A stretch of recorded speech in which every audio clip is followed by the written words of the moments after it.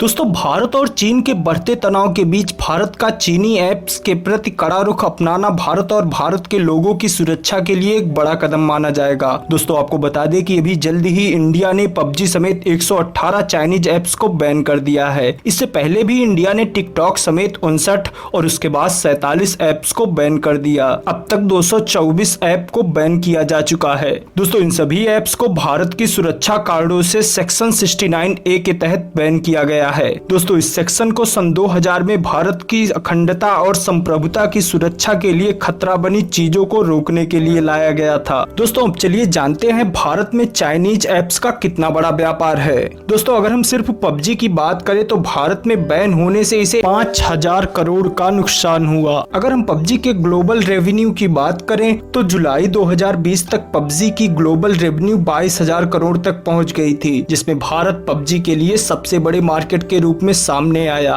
दोस्तों, आप इस तरीके से अंदाजा लगा सकते हैं कि पबजी की कुल प्रॉफिट का 30 से 40% हिस्सा भारत से ही जाता है।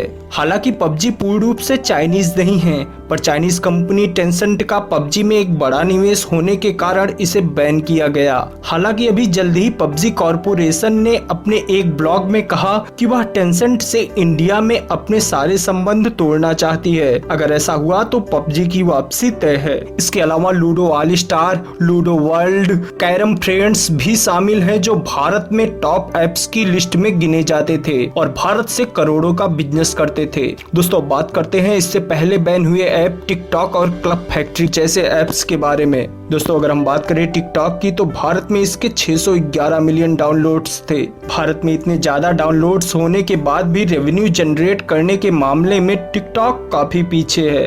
बात करें 2018-19 की तो यह एक ऐसा साल था जब बाइट डांस ने केवल 43.6 करोड़ का रेवेन्यू जनरेट किया। हालांकि कंपनी आगे 100 करोड़ रेवेन्यू जनरेट करने का टारगेट तय किया था, परंतु देश की सुरक्षा को खतरा देखते हुए इस ऐप को बैन कर दिया गया। इसके अलावा यूसी ब्राउजर, यूसी न्यूज ने 2018-19 में 226 करोड़ का बिजनेस किया था। क्लब फैक्ट्री, जो खुद को इंडिया की तीसरी सबसे बड़ी ई कॉमर्स कंपनी होने का दावा करती है, उसने अपने 30,000 सेलर के साथ 2018-19 में 172 करोड़ का रेवेन्यू हासिल किया। दोस्तों, अब बात कर लेते हैं चाइनीज ऐप्स के इतिहास के बारे में। भारत में मोबाइल ऐप्स की मार्केट में चाइना का ग्राफ पिछले कुछ सालों से तेजी से उठा है। वर्ष 2017 में टॉप 100 की लिस्ट में चाइना के केवल 18 ऐप्स थे।